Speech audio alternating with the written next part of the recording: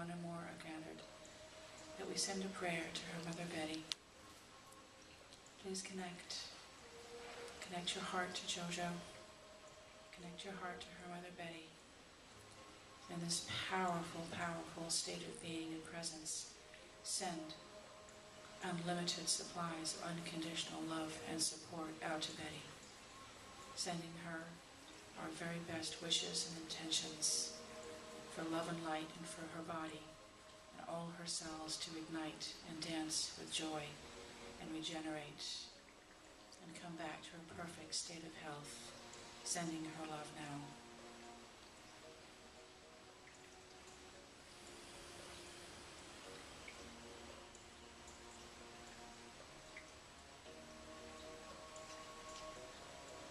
Feeling a circle of energy generating in the room. Feel the beautiful vortex of energy that is created as we join in a perfect circle together.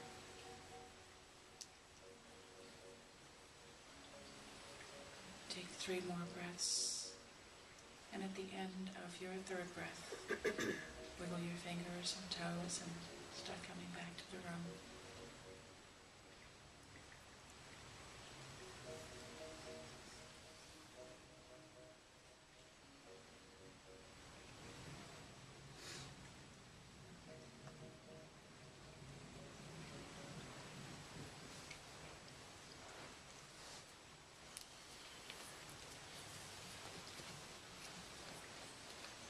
This is my favorite thing when I finish the meditation. I open my eyes and there's always more people sitting here.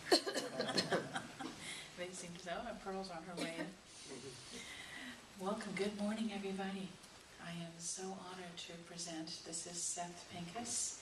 He is our guest musician for today. Seth plays a myriad of instruments, but you've got your didgeridoo with you today. This is a brand new didgeridoo. Isn't that wonderful? Do you feel your heart vibrating when the didgeridoo plays? And our guest speaker is Laura Strader. Hello. Sitting here. Laura is a teacher of Kundalini Yoga, and she teaches 2 classes here every week, on Tuesday at 5:30 and Wednesday at 9:30. But she's going to be talking to us about the beauty and the energy of Kundalini Yoga. There are about 15 or 20 different types of yoga out there, I think, and maybe more. And many of you have probably taken Bikram and Iyengar and Hatha and different variations. Kundalini is really, really beautiful. It's the only one that incorporates these lovely mantras and singing along with it. And it just opens your soul in a whole different way than just going into downward dog and cobra. And so I encourage you to come and experience one of Laura's classes if you ever have the time. So welcome. I'm going to talk to you later on today about being in alignment. And has anybody ever driven, I know a lot of us drive nice new cars, but for those of us that have ever driven an older car, do you remember what the experience feels like if the car is out of alignment and the steering wheel pulls in one direction? Mm-hmm. And so your car is wanting to go off in one direction. And you have to work really hard, don't you, to hold the steering wheel in place to keep the car going forward because it's going in there. That is out of alignment. And you have to work really hard to keep moving in one direction.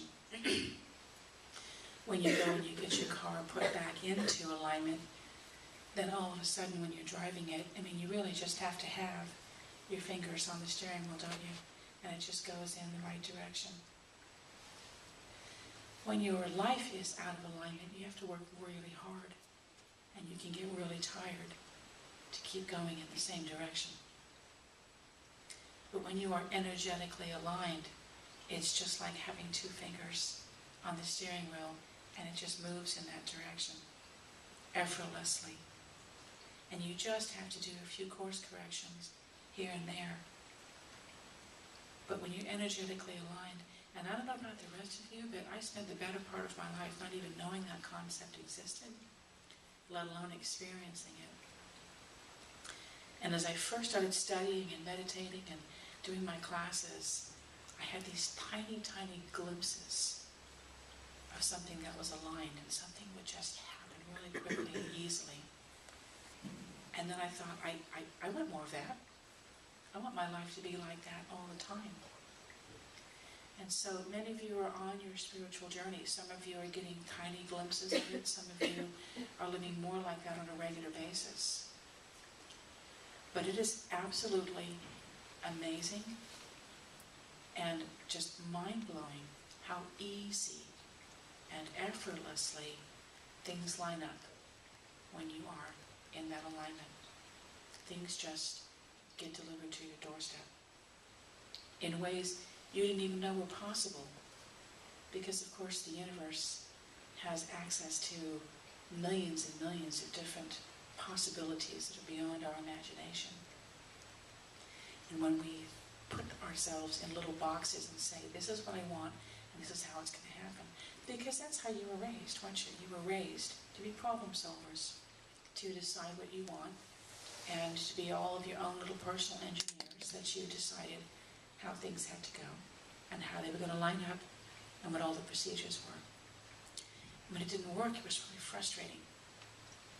You would think, what am I doing wrong? Why is he getting that? Why is she getting that? And why am I not getting that? I'm working just as hard. I'm just as nice. I'm just as smart. I'm just as deserving. And the answer is maybe they're in alignment and maybe you weren't.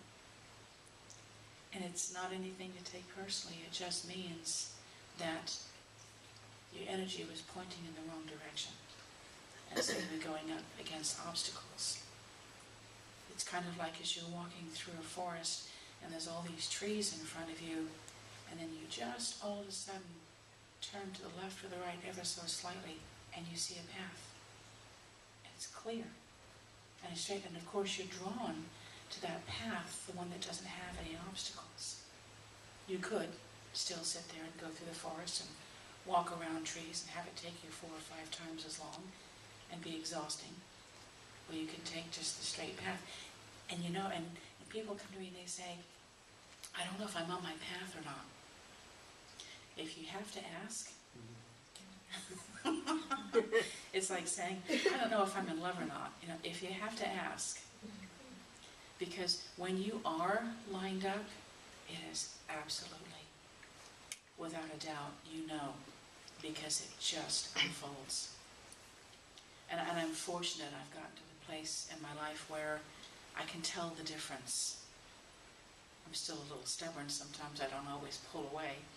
But I do at least know if something's not working, I at least have the cognizance to say, clearly I'm not in alignment, because I know that it shouldn't be a struggle. I know it shouldn't be difficult. I know it shouldn't be emotional. I know that it shouldn't be a strain. I know it shouldn't be confusing. And so sometimes I still hold on to it a little bit, and because my ego thinks I can still outwit the situation. In vain, of course. And then when I finally am exhausted and I give up trying and I say, okay, universe, fix this for me. And then it just happens like that. And that's just a learning experience. And I don't give myself a hard time, because I remind myself that I'm a human and I have a body, and this is a human expression, and it comes with emotions. And one of the emotions is stubbornness.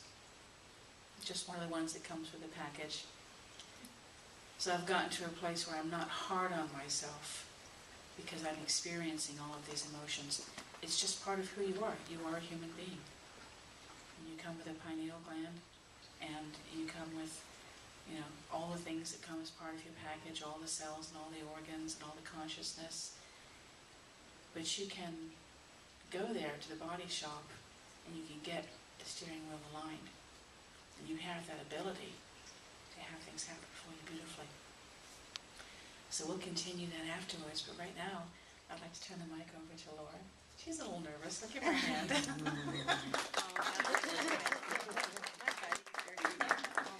That's beautiful. So, Laura only just in the last couple of weeks brought her Kundalini Yoga class out of her living room and into the temple here. So I'd like to just acknowledge that was a big step, because she's just so shy and cute. But